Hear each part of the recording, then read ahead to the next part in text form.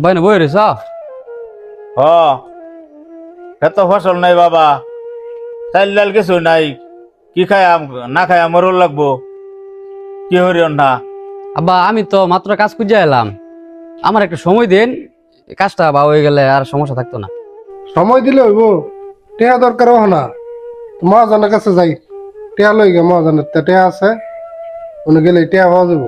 ভাই মহাজন তো সুদের টেহা লাগা, এই মহাজনের কাছে সুদের টেহা আনলে হইব, পরে আর বিপদ পারবো আঙ্গর। আরে বেড়া জ্ঞান দিলে হইব, আঙ্গর টেয়া দরকার হন না খাই মরতাছি, আঙ্গর টেয়া আনো লাগবো। মহাজনের টেয়া লই গে, তোরা থাক।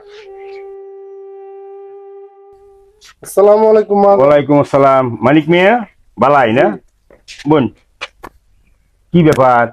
চাচা, আঙ্গর তো 50,000 টেয়া লাগে। হ্যাঁ 50,000 টাকা? চাচা 50,000 টেয়া লাগবে, আঙ্গর এবার ফসল হয়েছে না, আমরা না খাইয়া মরার মতো অবস্থা। মানিক মিয়া, এই যে 50,000 টাকা আমি দিতাছি, মাস শেষে সুদ সহ ফেরত দিবা, কথার যেন লড়চড় না হয়। আমি রাজি আছি, মাস শেষে সুদ সহ টাকা ফেরত দিয়ে দেয়। আচ্ছা ধন্যবাদ। আচ্ছা, আসি কি আব্বা ভাই যে পাগলামি শুরু করছি, সুদের টেহান পাকাছে মহাজনের থেকে, এই সুদের টেহান না খাওয়া কেন ঠিক হইব? সুদ নেওয়া দেওয়া দুটাই তো অপরাধ, আর এটা সুদের টেহা পরে লাস্টে কিন্তু দেখো ঝামেলা হইব।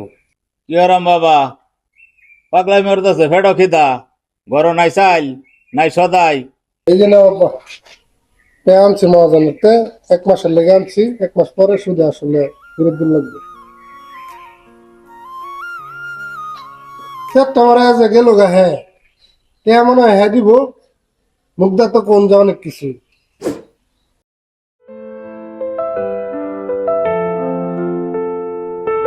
কি মানিক মিয়া, সময় তো পার হয়ে গেল, সুদের টাকা কোথায়? চাচা ভাও তো করা হইতেছে না, আমার আর একটু সময় দিন লাগবো। সময় নেও, কিন্তু সুদও দিতা না, তবে শেষে সুদ আসলে কিন্তু একসাথে দিতেই হইব। কখন আছে 1 গুণ, পরে কিন্তু দ্বিগুণ হয়ে যাব, পরে কিন্তু আমারে দুষতে পারবা না, আমি কিন্তু 1 পয়সাও কম নিব না। আচ্ছা চাচা, তাহলে আমি যাই।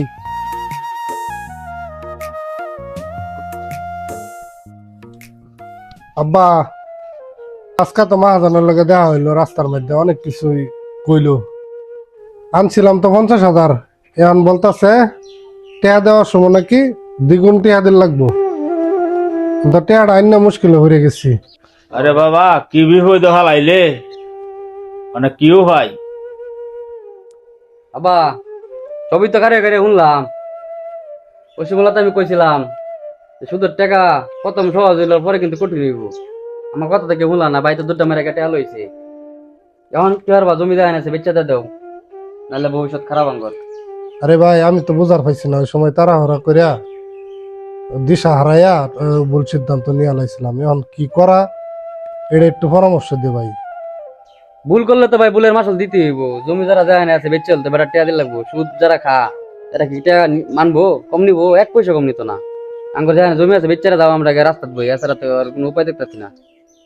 আর পরিবারের বড় হয়েছ, সৎ পথে থাকে এরা কিছুটা ইনকাম কইরা পরিবারের পাশে থাকো, এই অসৎ পথে সুদের টাকা এনে এরা জাঙ্গর বিপদে ফাল্লা, আমি তো শোনা না করলাম, কোনো কথা শুনছো না। এখন কি করুন, যে আমার তো মাথা ধরতেছে না, আমার যে খারাপ জানি না কি হইব।